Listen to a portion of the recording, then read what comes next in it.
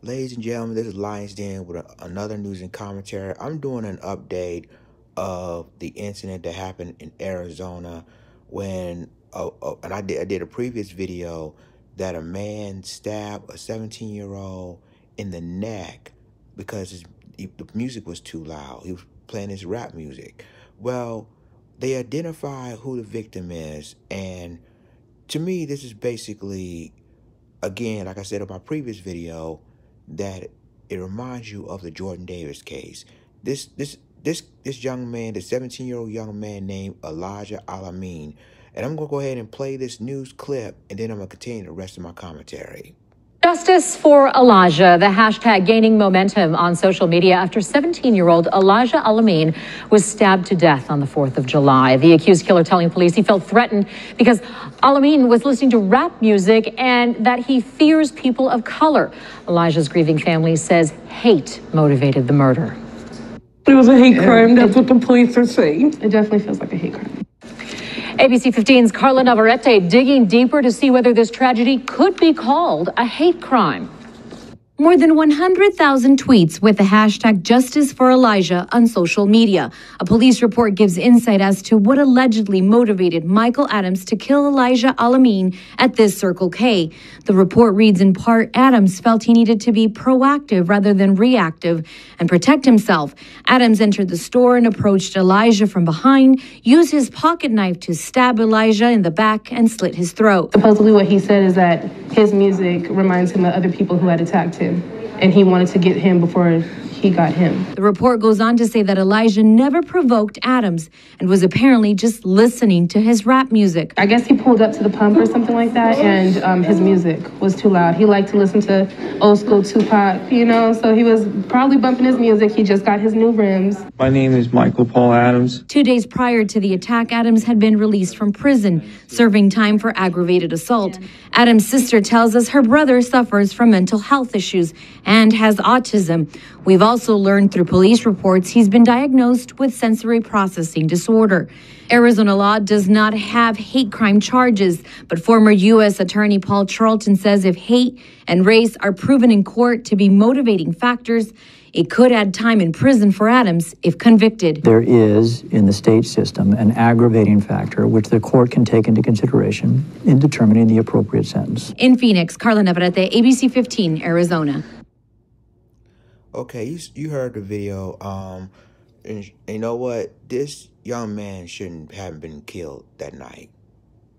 He was at a convenience store, just listening to rap music as usual.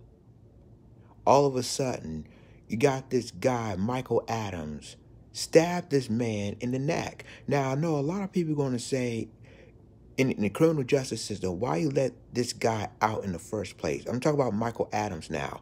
Why you allow this man out knowing he has mental illness? But you see what they're trying to do. They're trying to use the mental illness card because they know that this guy basically doesn't really like, of course, this young man. And you heard what the news media says, that he did not provoke Michael Adams at all. And all of a sudden, you see him walk in the store, listen to his music, and then he did not like rap music, so he stabbed him in the neck, killing the 17-year-old. You know, to me, this is just straight up shocking. Well, it's not shocking. People out in the other world said it's shocking, but it's not shocking to us. So, and that's why I compare this story to the Jordan Davis case, because it's basically similar. Obviously, with the Jordan Davis case, Michael Dunn shot and killed Jordan Davis several times in Jacksonville, Florida, because their music was too loud. In that case, you know what happened with the Michael Dunn case? He served 2 life terms for it.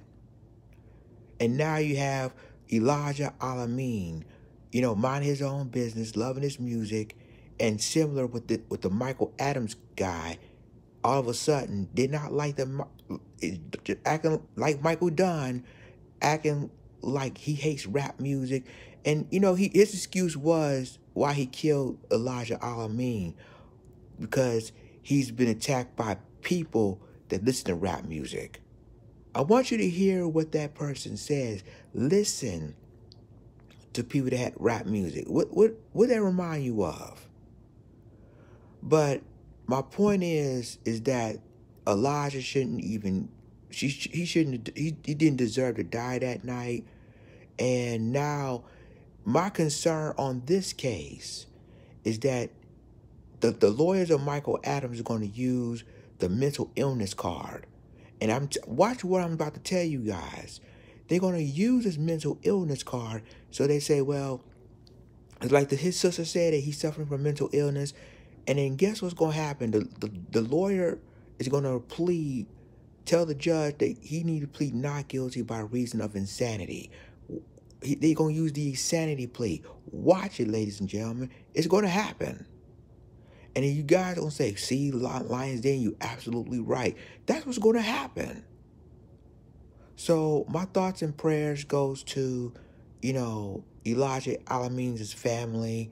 They didn't deserve the pain they caused, what they go through after their death. So it is really outrageous to see another life taken because of a crazy man decided to kill him over rap music.